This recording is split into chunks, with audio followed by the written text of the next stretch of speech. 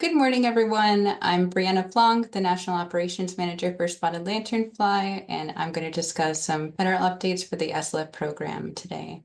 I just want to thank the meeting organizers for putting this together. I'm nearly 1 year into my position as NOM, and one aspect of this program that has really stood out to me is just the strength and value of these relationships between federal agencies, state cooperators, universities, researchers, and other partners.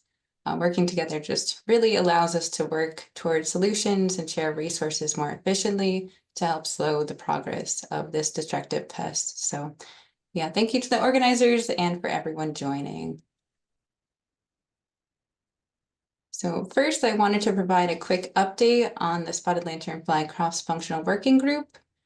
The previous National Policy Manager for Spotted Lanternfly, Matt Travis, recently accepted a new promotional position as Director of the Biocontrol Forest, Woodland, and Rangeland Pests Program. And we're happy for him in this new position. He really made a big impact to the program and helped lay the foundation that we're building on today. We had an acting National Policy Manager, Devin Gatos, who was covering Matt's portfolio, but her detail actually ended last week. So at this time, we currently do not have a replacement, and we're awaiting decision from PPQ leadership. If you have any questions or concerns, please feel free to reach out to me, and I'll make sure that they're addressed. Greg Parra, the SLF staff scientist, and I will facilitate our ongoing meetings to ensure continuity and support for the SLF program until we learn more. So SLF has spread to 18 states in the past 10 years since being detected in Berks County, Pennsylvania in 2014. In 2018, the area expanded in Pennsylvania and New Jersey and was found to be progressing along transportation corridors. So I put together a map just showing the slow progression of spotted lanternfly. In 2023 and 2024, there were 3 new states that were detected for SLF, Illinois, Tennessee, and Kentucky. And most recently, SLF was found in Georgia, which is the farthest south that SLF has been found so far. If you can't see it, I added a little star on the bottom to help. Unfortunately, my map got cut off a tiny bit, but I just wanted to provide a brief update on the Georgia situation. So in October of 2024, the Georgia Department of Agriculture notified us that a homeowner reported killing a spotted lanternfly adult in the parking lot of their apartment complex in Atlanta, Georgia, which is located in Fulton County. And I realize now that the map says 2025, but it was technically 2024 and fiscal year 25, so just clarification. But anyway, GDA performed limiting surveys and found that SLF adults and egg masses were present in the local area. So GDA has since provided a lot of outreach to the public, and they also helped create a spotted lanternfly reporting dashboard with the GA Invasive Species organization that's currently up and running. So at this time, we don't know how spotted lanternfly arrived there or whether the incident was due to a hitchhiker. So we're just continuing to assess different pathways to determine that. But we're continuing to work closely with Georgia to develop plans for mitigation for this season. So this is the Cornell spotted lanternfly distribution map that's publicly available, and this was most recently updated December 2024. And it shows the different quarantine counties in red, infested counties in orange, and different sightings that have been reported in purple. This large of a program, a solid game plan is really needed to get a handle on this. So in 2023, PPQ collaborated with National Plant Board and National Association of State Departments of Agriculture, or NASDA, to develop a cohesive, scalable plan to allocate resources more efficiently and place them where they would have the biggest impact. And this led to the release of the 5-year strategic plan. And this plan includes plans for 2024 through 2028, and the guidance is scalable, and it's for both states with and without current SLF infestations. And this document is publicly available, so If you're interested, you can check it out on the APHIS website. The strategic plan has 3 main overarching goals that we focus on for operations. Goal 1 is for operations. It's operations and implementation. And that goal is to effectively limit the advancement of spotted lanternfly and efficiently respond to its introduction within federal and state authority and resource availability. Goal 2, research support, is really important. It's to support continued scientific research towards practical management and risk mitigation. And then goal 3 is outreach and communication to establish a consistent national and state level outreach message and educational campaign aimed at the public and industries at risk for spotted lanternfly dispersal. So support for these goals comes from specialty crops, funds, Plant Protection Act or PPA 7721, and also rapid response funding. So a lot of amazing research was already discussed yesterday, and today we're fortunate enough to have Cecilia on to discuss outreach efforts this afternoon. So I'm going to focus primarily on my area of expertise, Goal 1 operations. So I'll be paring things down a little bit. I want to go over 5 key components of spotted lanternfly operations, a relatively surface level of detail, which still will take some time. I anticipate some of the presentations today will delve a little bit deeper. But I do want to just say that this is both a federal and state approach, and the SLF strategic plan outlines the responsibilities of each party a little more explicitly, but the dynamic remains flexible for each party and it varies from state to state. So the central focus of operations is prioritizing high-risk pathways for long-distance spread. Since SLF is primarily a human-mediated pest, the pathways that contribute most are the ones that have the highest volume and the farthest reach. So the pathway that is at the top of our list is high-traffic rail and transit pathways. Railroads not only can spread spotted lanternfly long distance physically, on rail cars, but through the railway corridors themselves. These corridors, as well as the transit corridors, more often than not, are lined with Tree of Heaven, their preferred host, and they can kind of create these little super highways that spotted lanternfly like to spread along. Rail access also continues to be a challenge for both PPQ and state cooperators, so that's one challenge to this. High volume shipping operations are another key pathway since spotted lanternfly can be packed and shipped in or on cargo containers and supplies across the country, or also just hitchhike on planes. Many major airports in spotted lanternfly infested areas are currently being treated on the grounds to avoid this kind of dispersal. High-risk industries with any kind of equipment, plants, or products that are left outside are also just fair game for spotted lanternfly hitchhikers and egg masses, which, as we know, even if you know what to look for, they're really cryptic and hard to see. For instance, this past year, a metal art sculpture was shipped across the country from an infested area to a non-infested area, and that just one piece of metal artwork contained 30 egg masses, and thankfully they were destroyed before they arrived and hatched. As we heard yesterday, there's also many highly valuable agricultural commodities at risk, including grapes, tree fruit, and Christmas trees, and many others. Not to mention the pallets and crates that are used to ship these commodities can also contain SLF and egg masses. So our second area of focus for operations is survey and detection. The spotted lanternfly program targets these high-risk properties for visual survey and detection, and I'll just say also for treatment. Pretty much a lot of our operations are aligned to these high-risk areas. But adjacent properties might also be inspected if access to the high priority sites is difficult, which sometimes tends to be the case. Visual surveys are performed for detection of presence of spotted lanternfly, and when spotted lanternfly is detected, delimitation surveys are performed to learn the extent of the infestation. Visual surveys are also done to observe the spread and movement of spotted lanternfly to new locations and also just within existing locations. For instance, the spotted lanternfly program is currently performing egg mass counts and sentinel plots from year to year to observe how the number of egg masses is fluctuating in areas that are receiving treatment and areas that are not receiving treatment. Visual survey is also a necessary step in preparing for treatment and doing property assessments to just look for tree of heaven, and also post-treatment just to see whether or not these high-risk sites need to be retreated.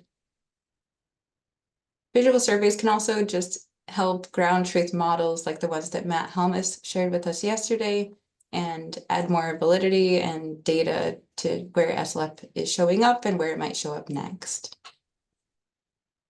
And I just want to say that detection surveys are not only being done by humans, but also by trained canines as well. PPQ supports detector dog training for several states to use in high-risk sites. So there's a little picture of a dog doing an inspection on the slide. So the SLF program is primarily implementing the use of 2 different traps, and both of these traps operate without a lure and rely on being placed on tree of heaven or strongly preferred host to act as a lure instead. Research is ongoing on developing a potential lure and finding reasons why some tree of heaven are considered hot trees where spotted lanternfly will aggregate on them, and some of them are not so hot or attractive. The first trap that I show here is the circle trap, which is more of a passive trap for collecting spotted lanternfly nymphs and adults. And although no lure is present, the trap has proven to be more effective than visual survey, since visual survey is usually just done at a quick, short window of time, and circle traps are hung for longer, for weeks at a time, and they have a longer window of operation. And they also just require very little servicing or maintenance, since they don't have a lure or pesticide strip to change. If you haven't seen that before, the circle trap operates where there's a screen. One side is pressed against a tree and the other is left splayed open. And the spotted lanternfly adults and nymphs, when they're crawling up the tree, they'll get funneled into the bottleneck and then into the plastic bag where they'll die. And research is also ongoing on ways to make these kinds of traps more effective for spotted lanternfly, such as allowing ongoing feeding when spotted lanternfly are in the bag so that the honeydew produced can act as an attractant. And this trap it functions best on trees that are above a 6-inch DBH. And as you can see in the picture on the right, if it's a really large tree, multiple traps can be placed as well. Okay. The second trap that we have is at our disposal now is the lampshade trap or egg mass trap, created by Phil Lewis's awesome team at the Forest Pest Methods Lab. This trap is 2 pieces of roofing material, one against the tree with the rough side facing out, and one folded around the tree with the rough side inward. And the top is closed off, so spotted lanternfly will climb between the 2 layers, and they really love to lay egg masses on the rough surface. So as you can see in the second photo, there's a ton of egg masses laid on even just the inner side of the egg mass trap. And this has been a really valuable tool for both destroying egg masses and also for collecting egg masses for research, such as parasitoid research, and could perhaps be used for others as well. And that also just shows how we further support goal 2 of the strategic plan. And the third photo shows the trap cut up with the egg masses, and those are submitted for research labs. So many state cooperators have public reporting tools and websites for spotted lanternfly, among other pests, and the public can use these to report whether or not they think they saw spotted lanternfly. And just one important note is that even though spotted lanternfly are extremely easy to identify, especially compared to a lot of other pests, new the first detections in new counties and new states still need to be submitted to the National Identification Service for official confirmation by a cooperator or extension. Confirmation from photos is not always reliable, which many of us have found out. People either can take photos from one location and then post them saying that they're a different location, or if they didn't get a chance to grab a photo, they might grab one offline and say, this is what I saw, and submit that instead. So we really rely on specimens to be submitted instead. The USDA APHIS website also contains updated steps on how specimens can be submitted. And if you haven't seen this before, this is a Safaris PestCast map, and this shows where different stages of spotted lanternfly will emerge over time. And right now, where the star is, it's over Atlanta, Georgia, and it's at about almost 200 growing degree days, so we're right at the cusp of when spotted lanternfly are about to hatch, and this is publicly available. So I'm going to blaze through this because I think I'm running short on time. So treatment and control is our other focus area, and PPQ, state cooperators, and contractors are able to treat for different life stages most of the year. During the winter, when the temperatures are above 40 degrees, egg masses are treated with golden pest spray oil or gypso, which essentially just suffocates the eggs, and they also are scraped. In April, usually hatch occurs. It might happen earlier in other parts, but hatch will occur, and treatment switches focus to contact insecticides like bifenthrin and beta-cyfluthrin for nymphs, and then systemic insecticide applications like dinotefuran are applied to tree of heaven, but they don't take place until after flowering occurs. And then these treatments will continue as adults emerge, and then adults will begin laying eggs from September through the end of the year or the hard frost. And besides time of year, treatment will vary based on where you're located because of different state regulations and also just environmental concerns. The SLF program has the responsibility to uphold a lot of the environmental policies like the ESA, the Endangered Species Act, and limit treatments in areas where they could do harm to those species. We also have programmatic environmental assessment plan and management plans ongoing for multiple states, and we are currently working with the Fish and Wildlife Service to update biological assessments. And also, I just want to say that treatment can also vary depending on whether you're using a backpack, sprayer, rig, or whatever, based on the property type and whether the vehicle can drive up to the site or not. So there's a lot of conditions that need to be taken into account. And we're just working on developing some other tools that can be used in areas where treatment and chemical options are limited. For instance, New York and a few other states use vacuum to limit the population, which can be effective. It just doesn't contain the residual effect that pesticides do. And also Phil Lewis's lab was working on a 3% gypso spray that can be used to treat 1st to 3rd instar nymphs and has been found to be significantly effective for our program use. So with all of this information, we need a way to collect and store it. So we use ArcGIS field maps to store this data and analyze it. And some states and state cooperators also have their own database that they use as well. And right now we're in the process of updating some of these fields, and we will release the updates to our state partners and states once those are done. We're actually getting the map tested this week by a few volunteers, so we're working on finalizing it. And finally, outreach, last but definitely not least.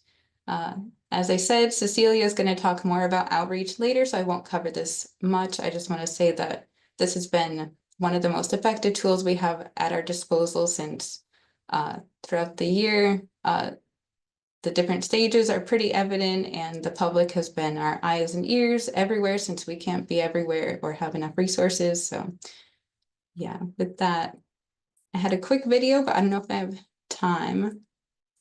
If you haven't seen a spotted lanternfly transform from a 4th instar to an adult, I captured a quick time lapse. It's about 30 seconds. It kind of looks like something being 3D printed. it's kind of hard to imagine how a fourth instar would become an adult, but in case you're interested, I wanted to break up the talk with a quick video. Okay, with that, I want to thank everyone for listening and learning about our operational efforts and plans. And I want to thank my cross-functional working group and Greg Para and S&T, and also all of the incredible PPQ and state cooperators who are in the field and our boots on the ground to slow the spread of this pest. But yeah, and thank you to the meeting organizers for putting this all together. This has been a really great meeting, and I don't think there's time probably to take questions, but if there is, I'll be here, or I can stick around and address them in the chat. Yeah, we'll keep moving along, Brianna. There are a couple questions that came in through the Q&A. If you have an opportunity to take a look at those, one of them is with regards to one of the maps and regulatory incidents versus established populations and things like that. So if you have an opportunity to go in there and answer those, that would be great. Otherwise, I can take a look at them as we're moving along. So thank you again, Brianna. Appreciate it. Thank you.